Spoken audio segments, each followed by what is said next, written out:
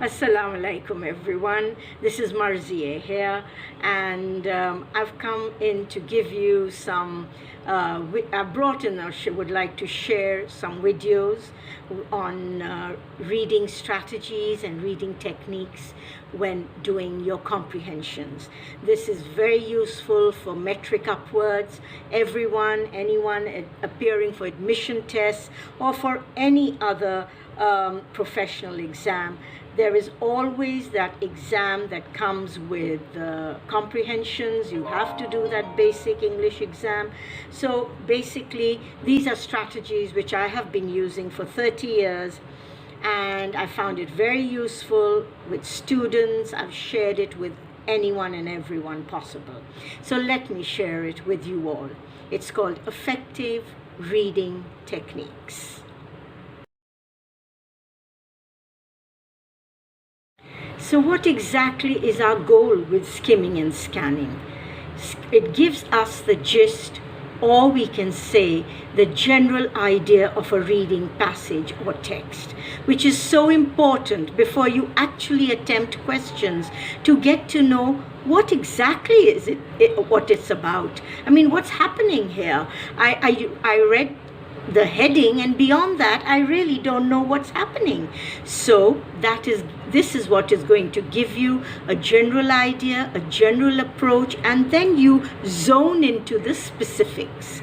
All right, and you need to find answers from a large piece of material or text or passage that has been given to you. So this is basically the goal of it. So we're going to do skimming and scanning. These are our techniques. These are the strategies. They're not the only strategies or techniques that are used, but they're one of them, and I have found them to be very helpful. I've been using them for 30 years of my life.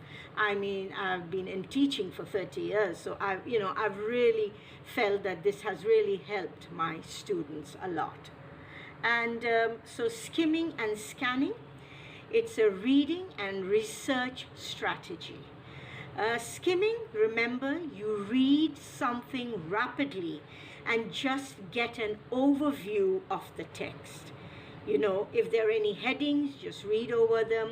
Subheadings, there are usually maps or charts. Look at them, all right?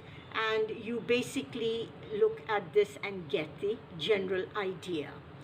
And scanning is when you know where to find your answers. That is what is very important too. Because if you just start off by looking at a question and going to the passage, not knowing what's in it, what it has in store for you, what the topic is about, where exactly the answer will be found, you're going to be wasting a lot of time. And you don't have time, believe me. Nobody has time, because time management is so important in this day and age that without it, I don't think we can move forward.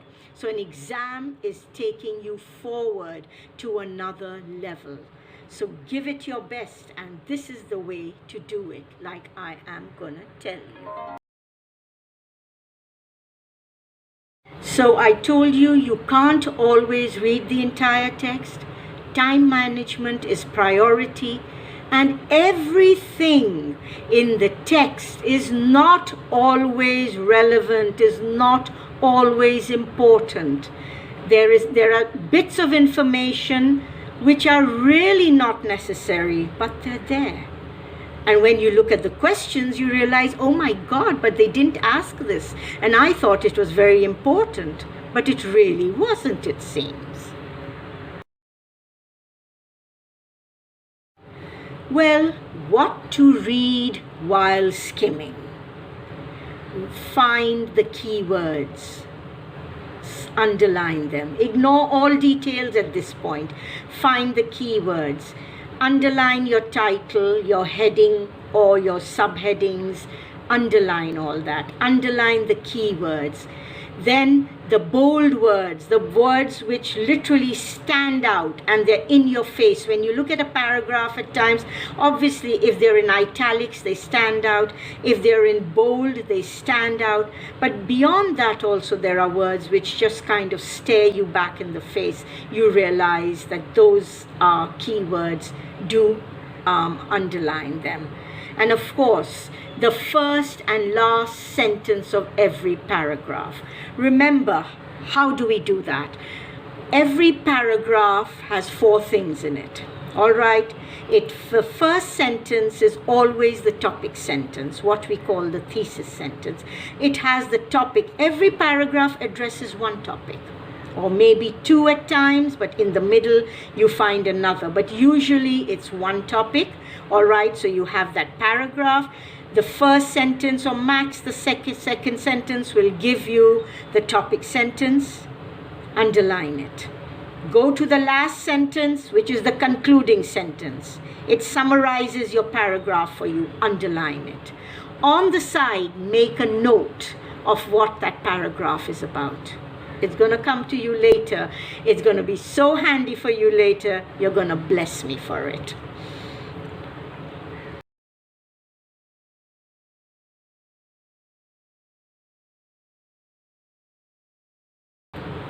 And then circle and underline. We've done a lot of underlining. Let's come to circling.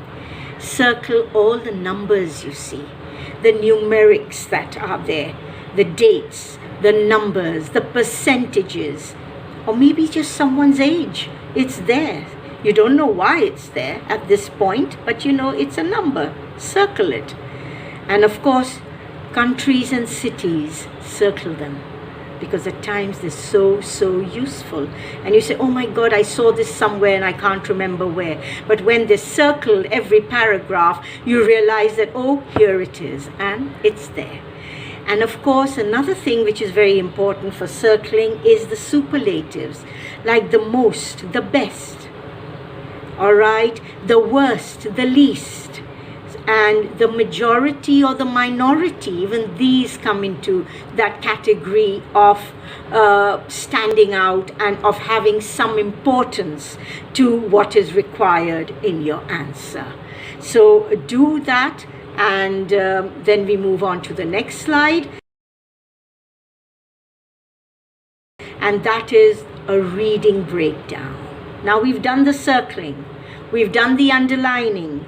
We've got a general idea of what the passage is about without reading in detail. Do you realize how important that is? And it hasn't taken you more than maybe 3 minutes to do this? Okay, 4 minutes. All right, fine. All right, let's settle for 5 minutes. Okay, doesn't matter. If you have 40 minutes to do a comprehension, you can spend 5 minutes in the beginning on skimming and 5 minutes on scanning, and then you've got about 30 minutes to do the answer. So you've got a lot of time because you've managed it well. All right, so now we're coming to the reading breakdown of skimming.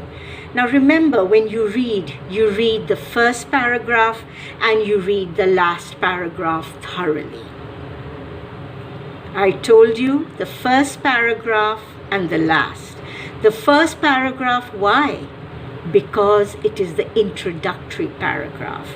It tells you what exactly you're going to find in the following paragraphs.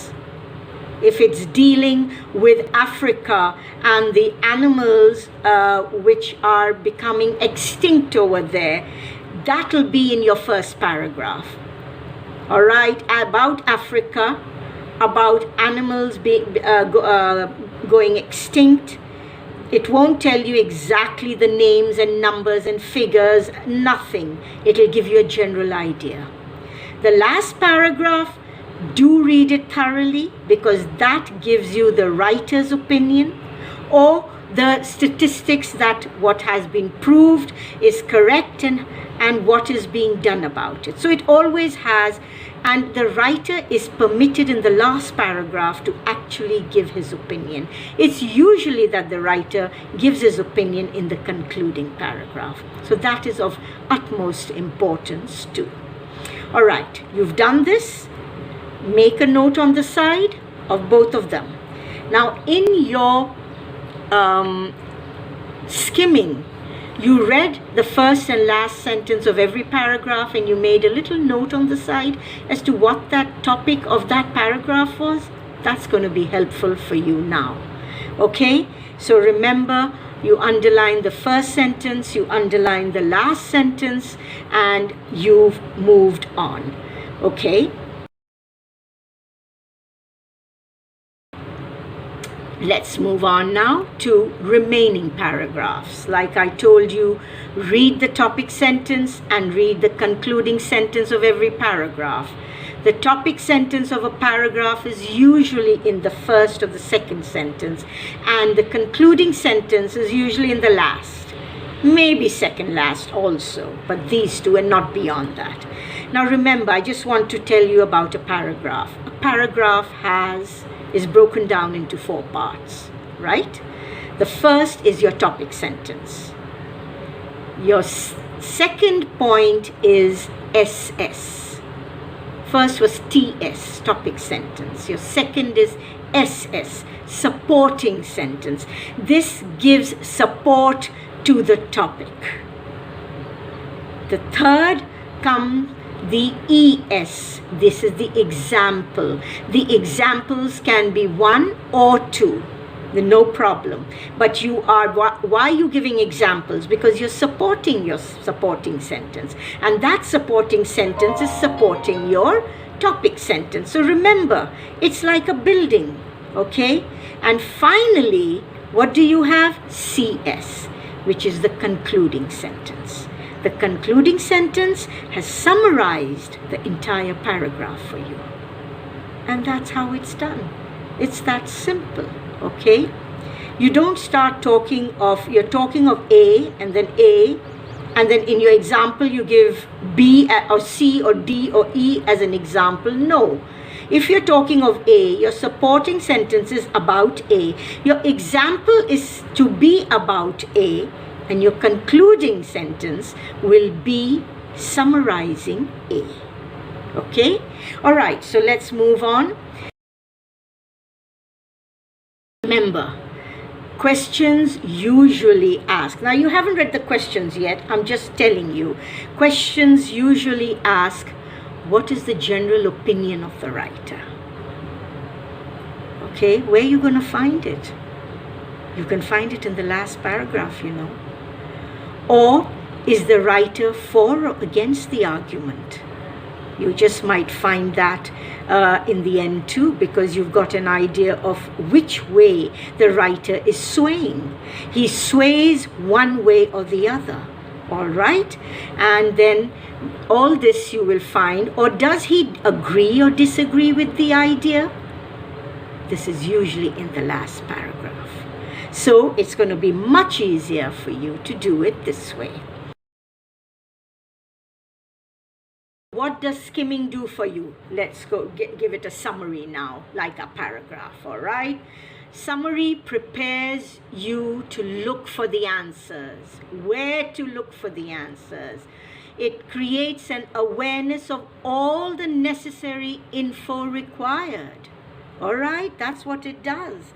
And you are ready to move on to the questions. You're more confident now. You're definitely far more confident, you know. After doing this, you realize that, yes, I have mastered this passage and now I can move on to the questions. And believe me, it's not going to take you an hour. It takes you maximum 10 minutes. Spend that time better in the beginning than at the end when you realize you don't have time and you've got a lot of questions to answer.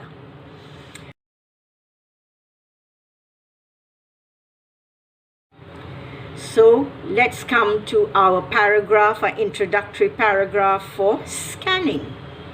I told you about skimming. Now let's come to scanning. And what is the topic sentence of scanning? To look for specific details. That is what scanning helps you in. All right, you have found everything, you've underlined, you've circled, you've got a general gist or an idea of it, and now you're looking for specific details. So you already know when you read the question what you're looking for and where to find it. That is where you've actually come down to the nitty-gritty of it. You're going to be able to find it much quicker than actually first reading a sentence, reading a question, going back to the paragraph, reading it again, then going back to the question, reading it again. I mean, you're just wasting time. All right, so this is going to help you a lot. So read the questions, and usually questions have words like, or they might have a date, or they ask you for an opinion, they ask you for reasons, they could even ask you for definitions, or a concluding idea, or some kind of a date they're referring to. Everything is found in scanning. So what does scanning make you do? Search for keywords. Look for specific words, numbers, dates, names. It is specific to what is required. What summarizes scanning?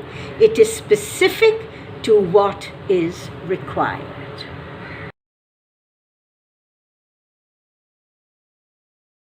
All right, finding the answer.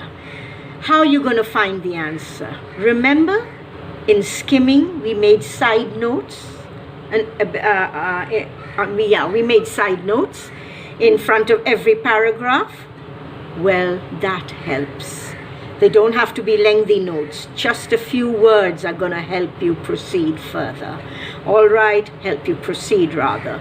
And the circling you did, the locating, everything is going to help you now. This is how you're going to find the answer. Read the particular paragraph where you feel the answer is to that particular question. And you found it. That's how simple it is.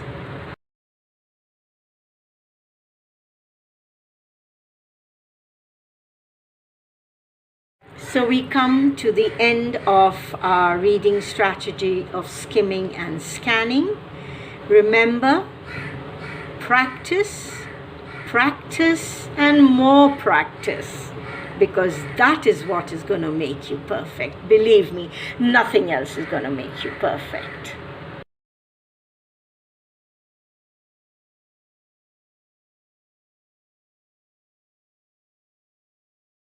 So thank you everyone for listening in. I know it was a little lengthy, but do make sure that you follow these. Start practicing at home every day, and believe me, you'll find a world of difference, and you'll be able to handle things so much better. And my advice to all my students is always get up early in the morning, get up for Fajr, read your prayers, and then sit down. Whether it is IELTS preparation, whether it is TOEFL, whether it is an entrance exam, whether it is an aptitude test, whether it is your 9th or 10th paper, get up early because your mind is fresh, and study, because that's going to take you through the day better, because you are going to absorb, you're going to internalize. All right? Thank you everyone. Wait for my next video with another reading strategy. And it's not only me, there are a lot of our PACC teachers who are going to be making these videos, so please look out for them. There's a lot to learn out there.